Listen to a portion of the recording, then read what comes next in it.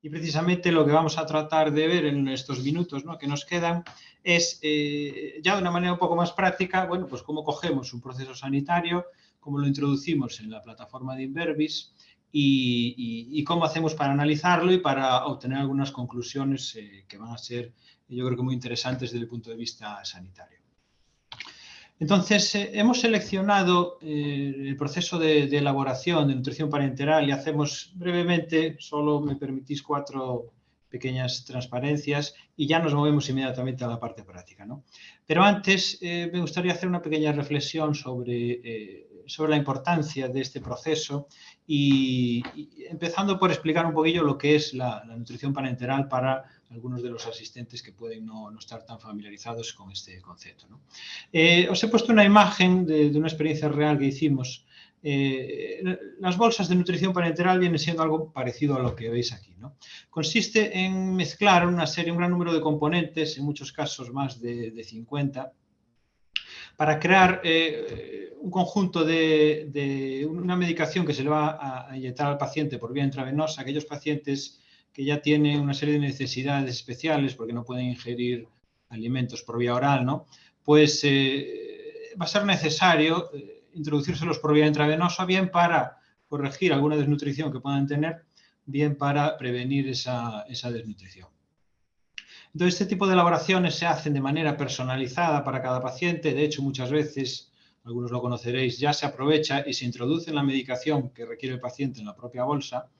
Y esta naturaleza hace que tengamos, en primer lugar, un alto riesgo de interacciones físico-químicas, ¿no? Por citar algunos de los casos más claros de interacciones, tendríamos las emulsiones lipídicas, en primer lugar, ¿no?, las precipitaciones, sobre todo lo que tiene que ver con interacciones entre fosfato y calcio, y por último también todo el tema de degradación de vitaminas, que según pasa el tiempo desde que se crean estas mezclas hasta que se inyectan al paciente, pues esa degradación se va haciendo más fuerte. Por estos motivos, yo creo que este proceso, junto quizás con el de elaboración o de administración de medicamentos biopeligrosos, van a tener unas necesidades que van a ser especialmente importantes en todo lo que tiene que ver con controles de calidad, con medidas de seguridad, porque nos lo adelantaba Manuel, ¿no? Casos que nos pueden parecer anecdóticos van a tener una importancia muy grande en la vida de los pacientes. Si tenemos una bolsa con un precipitado que no lo somos capaces de detectar y se lo inyectamos al paciente, bueno, pues igual va a tener consecuencias incluso fatales para ese paciente, ¿no? Entonces va a ser especialmente interesante este tipo de análisis y creo que todo lo que tiene que ver con las técnicas de process mining nos van a ayudar en gran medida a analizar esos procesos y a evitar este tipo de complicaciones, ¿no? Retomando un poco, ya nos lo ha adelantado John, ¿no? ¿Cómo se lleva esto a la práctica, este análisis de los procesos? Os pongo aquí lo que sería el proceso que vamos a analizar de manera pragmática, pero muy simplificado, ¿no? Ya nos decía Manuel que una de las dificultades o características de este tipo de procesos sanitarios es que van a tener un número de actividades bastante elevado y además una variabilidad muy grande. Aquí hemos querido simplificarlo, ¿vale?, para que en estos minutos que tenemos podamos centrarnos en aquellos aspectos que son más interesantes. Entonces, este proceso que en la práctica bien puede tener 100 actividades, sobre todo en todo lo que se refiere a la adición de componentes, a las bolsas, lo hemos simplificado en estas 14 y en particular en la columna de la derecha podéis ver lo que sería la sucesión de actividades ideales, ¿no?, si viviéramos en un mundo perfecto, pero infelizmente eso no es así y vamos a tener, sí que en este caso mantenemos ciertas variaciones del proceso que nos van a permitir descartar esas preparaciones cuando detectamos que hay algún tipo de problema, antes, por supuesto, de inyectárselas a los pacientes, ¿no? Os pongo aquí un pequeño recordatorio de lo que ya nos adelantó John, ¿no?, de la apariencia que tendrían estos registros, estos datos que se toman, y por destacar 3 aspectos con los que vamos a jugar un poquito en los próximos minutos. Os pongo aquí que vamos a tener 2 turnos en los que los profesionales sanitarios en el laboratorio de farmacia elaboran estas mezclas de nutrición parenteral, que son los turnos de mañana y de tarde. En este caso, pues estos procesos corresponden a un grupo hospitalario que tiene 3 centros, ¿no?, que aquí le hemos llamado hospital A, B y C. Y entonces va a ser también muy interesante, yo creo que juega un papel fundamental también las técnicas de Process Mining para esto, el ser capaces, digo que es muy interesante, ser capaces de comparar, ¿no?, un mismo proceso ejecutado por diferentes grupos de personas. En este caso, cada hospital tiene su laboratorio de farmacia independiente, el proceso es el mismo, pero vamos a ver cómo el hecho de que esté ejecutado por diferentes equipos de profesionales va a hacer que ocurran diferencias en los procesos. Y luego al final veremos cómo podemos aprovecharnos de esto. Y luego hay un tercer aspecto que aquí lo representamos con una última variable, que tendría que ver con esas incidencias que se pueden producir en los controles de calidad. Bueno, pues por qué motivos son debidas, ¿no? Y mantenemos tres, simplemente, que pueden ser incidencias de tipo visual, que tiene que ver con todo aquello que se pueda observar de una manera clara, por ejemplo, precipitados en las bolsas, etcétera. Incidencias de tipo de componentes, que quiere decir que aquellos componentes que se han inyectado, pues bien por un análisis gravimétrico, por un análisis de nuevo una inspección, no corresponden los pesos, los volúmenes, etcétera. Y por último, incidencias de tipo microbiológico, ¿no?, que se producen cuando hay ciertos crecimientos en las muestras que se toman. Entonces, antes de meternos ya un poco a analizar este proceso, ¿qué creo que es importante en la elaboración de estas mezclas de nutrición parenteral? Hemos destacado aquí tres grandes dimensiones. Uno serían las características temporales, ¿vale? Vamos a tener tiempos de ejecución que son ideales, pero además vamos a tener seguramente unos tiempos máximos deseados. Más allá de estos tiempos no nos va a interesar que se ejecute el proceso. Y además vamos a tener en cuenta, ya lo veíamos, que puede haber, en función del tiempo, por ejemplo, entre otras cosas, una degradación de las vitaminas. Entonces vamos a tener un tiempo de caducidad que va a haber que respetar y va a haber unos cumplimientos normativos que va a ser muy importante tener en cuenta a este respecto. La segunda dimensión que os propongo analizar es todo lo que tiene que ver con este descarte de las mezclas, ¿no? Si detectamos que algo va mal, descartamos la preparación, bueno, pues ¿qué motivos va a haber? ¿Cuál es la ocurrencia de estos, además de este tipo de variantes? Y por último, todo lo que tiene que ver con las no conformidades o violaciones del protocolo, ya nos lo adelantaba John, que va a ser muy importante, ¿no?, hacer estos análisis, pues ausencia de ejecución de actividades, qué pasa si se salta una actividad, si no se toman datos de la misma, o si estamos ejecutando el proceso en una variante que no está contemplada o no es deseada porque tiene un riesgo adicional para el paciente, ¿no?, etcétera. Y por daros también unas pequeñas pinceladas de qué es lo que vamos a tratar de ver, aunque sea, como digo, de manera simplificada, ¿no?, para que podamos ver, yo creo que todo lo que es esencial en este proceso, pues sí que me gustaría aún así tocar estas tres fases. La primera, que va a tener que ver con todo aquello que es intentar entender un poquito más la ejecución del proceso, lo que es tener información del mismo, y responderíamos preguntas del tipo ¿qué ha pasado?, ¿no? Aquí podemos hacer una lista de preguntas relacionadas con qué es lo que ha pasado o cómo es la ejecución en el día a día de este proceso. Una vez somos capaces de entender un poco ya los pormenores del proceso, pasaríamos a una fase de diagnóstico en la que decimos, bueno, ya sé qué es lo que ha pasado, pero ¿por qué han pasado este tipo de cuestiones? Si hay no conformidades, si hay descartes, bueno, ¿por qué han pasado estos descartes, ¿no? Y por último, una vez ya entendemos qué es lo que ha pasado y por qué ha pasado, vamos a intentar hacer un pequeño resumen sobre una fase que sería de planificación de mejoras. Es decir, si conocemos el proceso, si somos capaces incluso de predecir, como ya nos ha adelantado, ¿no?, ciertos comportamientos del proceso, bueno, pues ¿por qué no vamos a intentar mejorarlo haciendo una planificación de esas cosas más interesantes que podemos cambiar para intentar reconducir esos comportamientos espurios o no interesantes del proceso?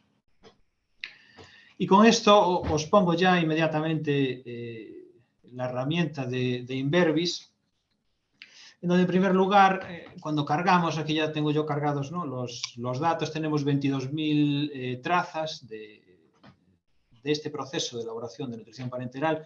Lo primero que vemos en pantalla es lo que sería la variante del proceso que más ocurrencias tiene, ¿no?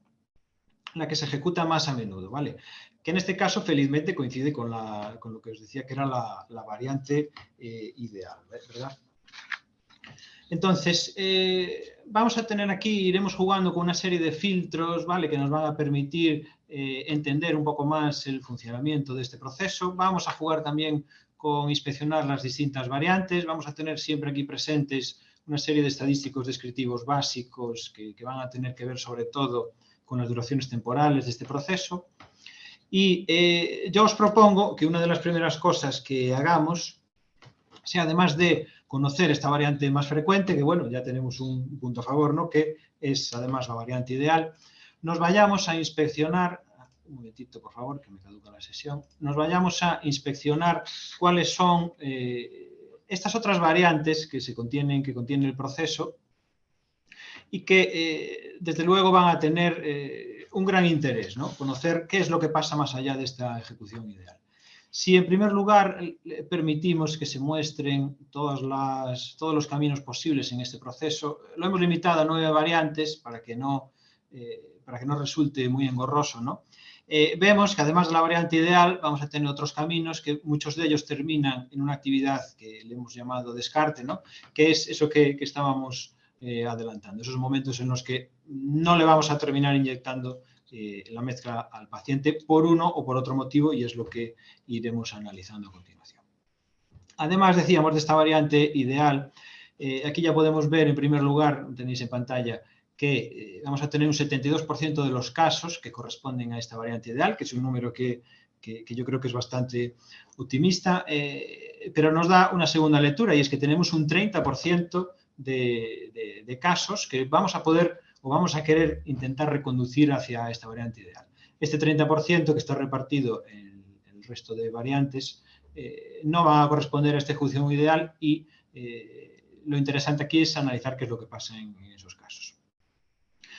La segunda de las variantes que tenemos como que más ocurrencias tiene, en torno a casi un 11%, va a ser una, y os lo pongo aquí para que intentemos entender un poquito más qué es lo que está pasando, ¿no? Va a ser una que representa una incidencia, pero que no es demasiado grave, ¿no?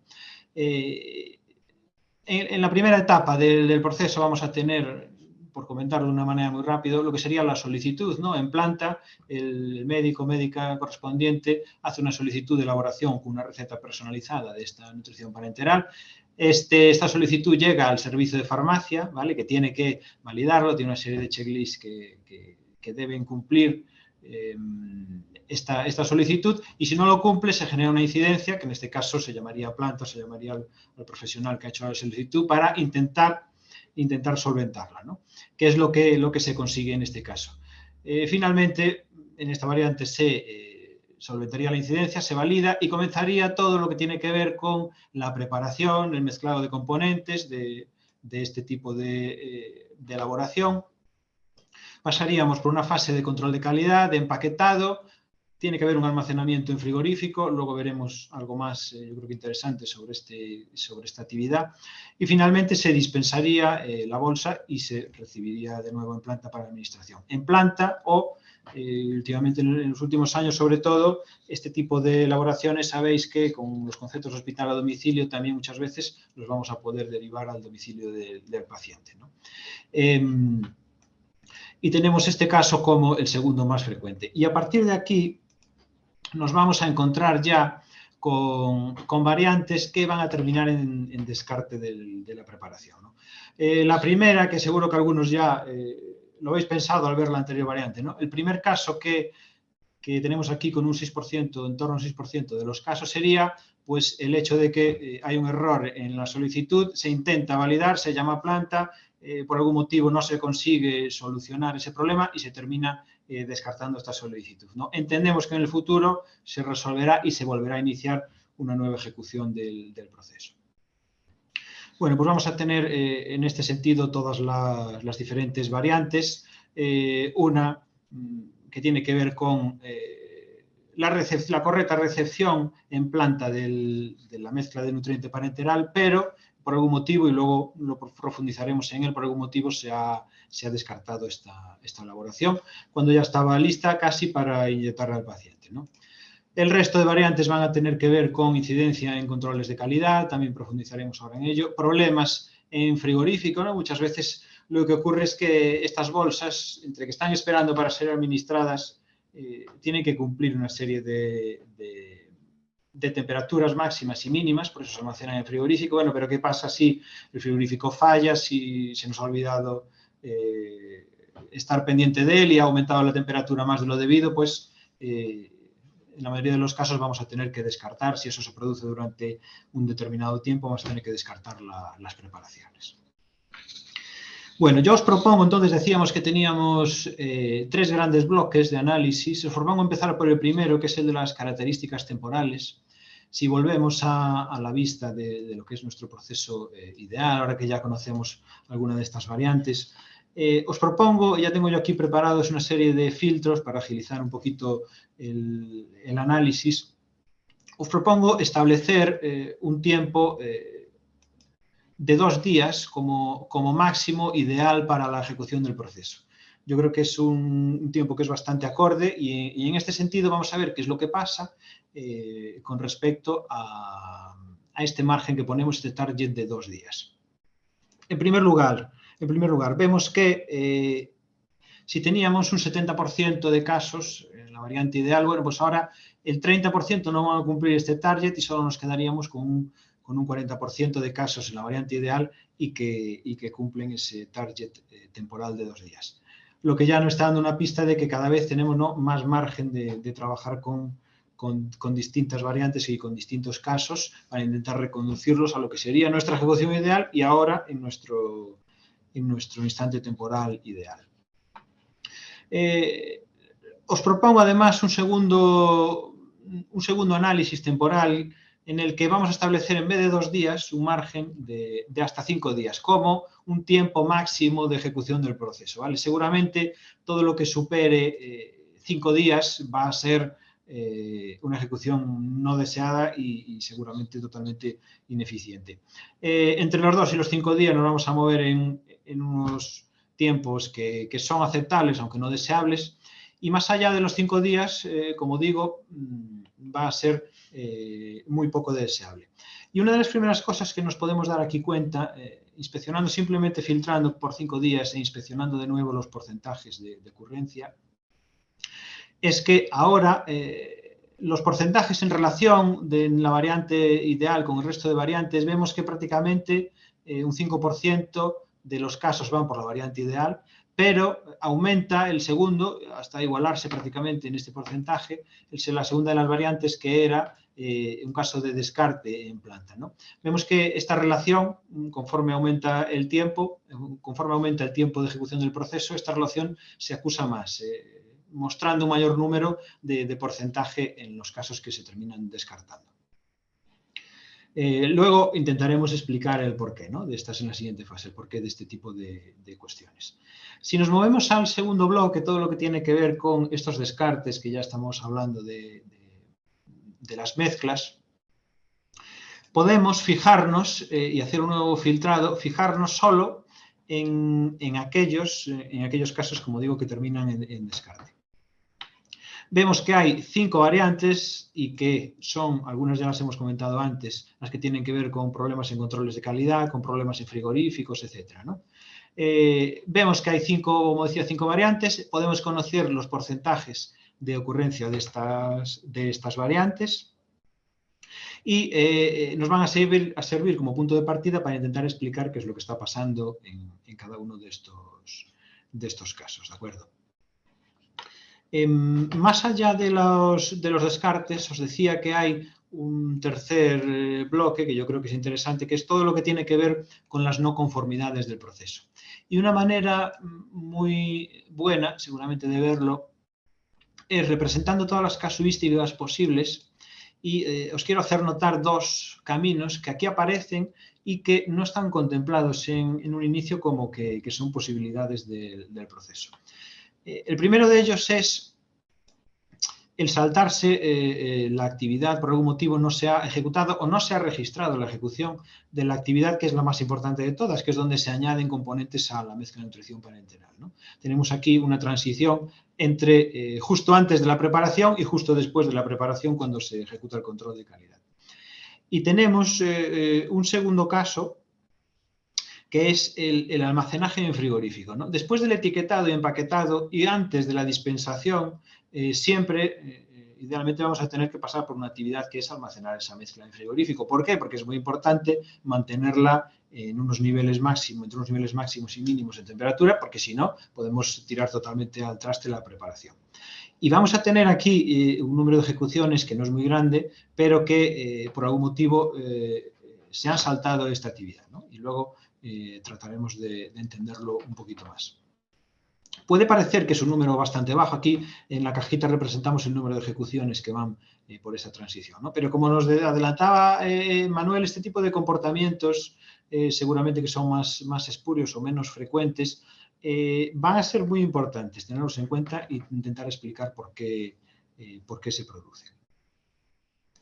Y por último, en esta fase de captura de información, de ver qué es lo que ha pasado, me gustaría mostraros algunas métricas generales. Bueno, aquí podemos pintar con esta herramienta las diferentes duraciones por variantes, por actividades, duraciones medias, máximas, mínimas y por transiciones, ¿no? Que luego le echaremos un vistazo un poco más en profundidad a este apartado. Pero ahora mismo me gustaría hacer hincapié en esta representación, que yo creo que es muy útil, que nos muestra de alguna manera la relación que hay entre la frecuencia de cada una de las variantes y la duración media de esa variante, ¿no? Cada bolita sería una variante y lo pintamos en este eje de 2 dimensiones en este sentido. Y yo creo que aquí siempre es interesante fijarse en 3 casos. El primero, ¿cuál es la variante que tiene menor duración, ¿no? Que sería esta bolita de aquí? El segundo, ¿cuál es la variante que tiene más duración? Y el tercero, ¿cuál es la variante que tiene mayor número de casos? Bien, este último es, como vemos, el que se nos presentaba al inicio y que corresponde con la variante ideal. Y podemos darnos cuenta que tiene una duración media en torno a los un poquito más de 2 días, ¿no? Que no está muy alejada del target ideal que nos hemos puesto de 2 días. Y con respecto a cuáles son las variantes con menos y mayor duración máxima, tendríamos la número 5, que correspondería a el caso de recepción en planta para administración. Ahí funciona todo de manera adecuada, pero nos hemos saltado, si no me equivoco, alguna actividad por el medio, ¿no? Luego lo profundizaremos en ese caso. Y la otra variante que yo creo que es interesante analizar es, en este caso, la que se identifica como número 6, la que tiene una duración más larga. Que si nos vamos a analizar las variantes, creo que es la que representa el descarte, correcto, una vez se recibe en planta para administrar, por algún motivo, que luego intentaremos deducir, no se administra y se termina descartando, después de que ha sido preparada y ha pasado todas las actividades anteriores de una manera satisfactoria. Y ya adelantamos que seguramente va a tener que ver con este hecho de que se tarde tanto. Como seguramente os dais cuenta, las posibilidades aquí de representar distintas variantes en función de filtros, en función de combinar variables, casi crece exponencialmente, ¿no? Sobre todo si incluimos información de variables más allá de las fundamentales del process mining que nos comentaba anteriormente. Podríamos hacer filtros por los hospitales, teníamos 3 hospitales, por los turnos, por las incidencias que se producen en el control de calidad, etcétera, ¿no? Y podríamos hacer todo este análisis de variantes y de métricas en función de cada uno de los parámetros. Y es un poco lo que os propongo hacer guiado, ¿no? Porque esto, para llegar a estas conclusiones que estamos mostrando, seguramente hace falta analizar en profundidad todas estas variables, ¿no? Y yo aquí os lo conduzco y os lo guío un poco hacia los casos más interesantes. No sé si quieres comentar algo, Gonzalo. Bueno, yo no darte las gracias, he terminado, pero hemos intentado de que haya preguntas por aquí, no veo ninguna, pero probablemente ahora lo mismo hay inquietudes y dudas de algunas personas que están por aquí. ¿Alguien quiere comentar algo? tenemos una de Adrián. Adrián habló antes aquí de lenguaje natural, ¿no? De que esa era un poco para Manuel, ¿no? Pero Vale, pues enúnciala, Adrián.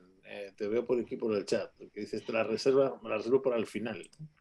vale, pues si no, continúo con la siguiente con la fase de diagnóstico. Dice que le hemos dado voz, Adrián. A ver. Pues Adrián no tiene voz. Pues nada, sí. Vamos a intentar. ¿Alguien tiene un comentario, algo que añadir a toda esta descripción y análisis a partir de los datos? Nadie levanta la mano. Pues Mateo, también te diría que no hemos prometido no aburrir mucho. Yo creo que, venga, vamos a la última fase y a ver si hay más. Y Adrián, formula la pregunta por escrito y luego la hacemos.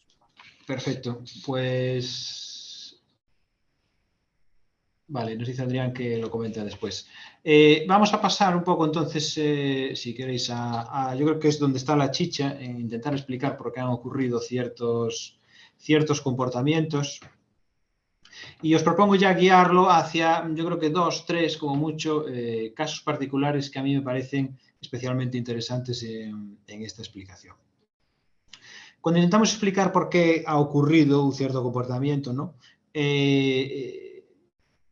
Yo creo que es muy interesante analizar aquí las diferencias entre lo que os decía de que tenemos 3 hospitales a nuestra disposición que están ejecutando el proceso el mismo proceso de diferentes formas. Y, por ejemplo, nos damos cuenta, una de las primeras cosas que os quiero transmitir es en que la mayoría de los casos van a llegar en el hospital A en el turno de mañana, ¿vale? En torno a un 31% de los casos. Y ya nos podemos empezar a dar cuenta que, además, si hiciéramos el filtrado por todas las combinaciones de turnos y de casos, este es el que representa una duración media superior, ¿no? Que va a estar relacionada con ese también mayor porcentaje de casos. Es decir, cuando llegan muchos casos nos encontramos en una situación en la que se satura seguramente el servicio de farmacia y ya identificamos uno de los primeros cuellos de botella que hacen que el resto del proceso se ejecute de una manera más lenta a lo deseado. Esto lo podemos ver también en profundidad. Yo creo que se ve muy claro, y ya os resumo yo las ejecuciones. Desde que se solicita hasta que se comienza la ejecución, desde que se valida, hasta que se comienza la ejecución del mezclado de componentes, pasan de media 9 horas y como máximo un día, ¿no? Que es un tiempo que es muy superior a, si quitamos el filtrado, a lo que sería, digamos, unos márgenes de tiempo aceptables en este proceso. Y comenzamos con esto a explicar el porqué de estos retrasos. Con respecto, si queréis, que yo creo que tiene un interés bastante fuerte, el hecho de que tengamos descartes y de intentar explicar el por qué ocurren, yo me gustaría analizar simplemente 2 de los casos de descartes, porque yo creo que van a ser especialmente interesantes. El hospital B, aquí, si filtramos por hospital B y vemos qué es lo que pasa, en particular en la variante 5, ¿vale? Que es la que representaría esta ineficiencia del proceso. Cuando hay algún problema se intenta solucionar con planta, pero no se consigue. Si comparamos el 3,6%, lo recuerdo yo lo que teníamos antes, con el porcentaje de esta variante, pero en general para todos los hospitales, vemos que casi todos los casos, o casi 2/3 de los casos, están condensados en este hospital, ¿no? Con lo cual esta va a ser una variante que va a tener una especial relevancia en este caso. Otra de las variantes que son interesantes en cuanto a los descartes es todo lo que tiene que ver con los controles de calidad. Si hacemos aquí un filtrado, en particular es interesante, os decía que hay 3, visual, por componentes y microbiológico. Si hacemos un filtrado por el microbiológico, yo creo que es de los 3 el más relevante, y pintamos la duración de las actividades, nos vamos a dar cuenta de una cosa. En pantalla tenemos lo que sería la ejecución del proceso, que termina en descarte, motivada por un problema de calidad microbiológico, y tenemos un tiempo medio de 15 minutos en la limpieza de la cabina de flujo laminar horizontal, con un mínimo de 11 y un máximo de 20, ¿no? Si comparamos estos tiempos con los tiempos medios en general, sobre todo para la actividad, la variante en la que todo funciona correctamente, vemos que tenemos aquí un tiempo medio de 45 minutos, o sea, 15 frente a 45, ¿no? Con un mínimo de 36 y un máximo de 54. Entonces ya estamos empezando a ver esa motivación de quizás el riesgo microbiológico aumenta cuando se hace un tiempo de limpieza de cabina inferior en torno a esos valores que estamos comentando.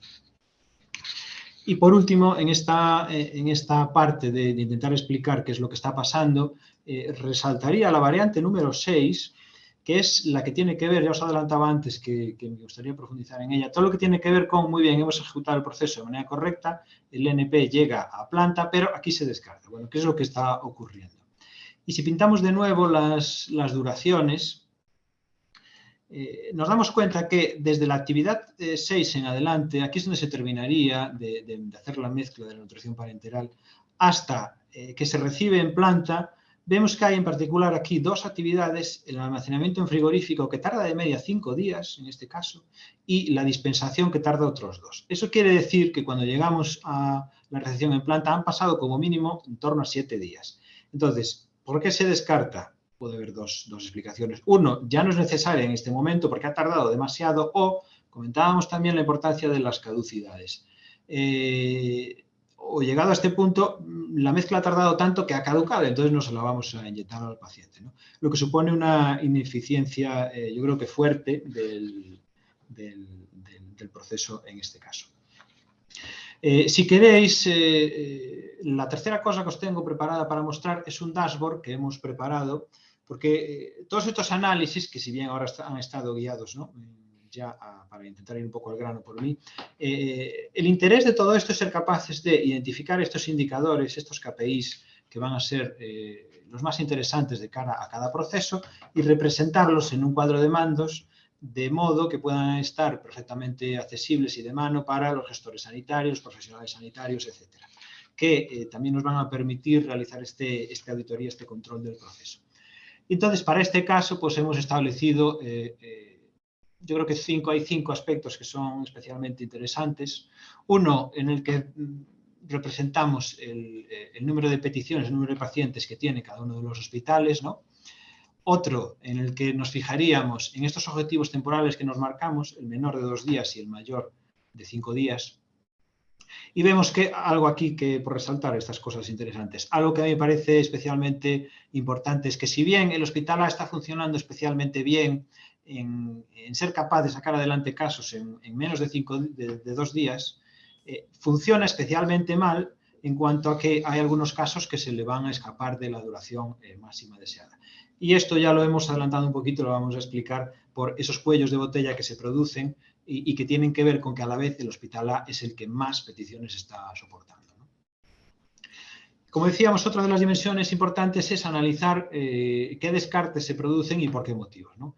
Y lo podemos representar con unos diagramas de este estilo, en donde podríamos además filtrar por turnos, pero el componente ideal aquí es darnos cuenta de las diferencias que hay en los hospitales en función de los porcentajes de descarte en un o en otro motivo, ¿no?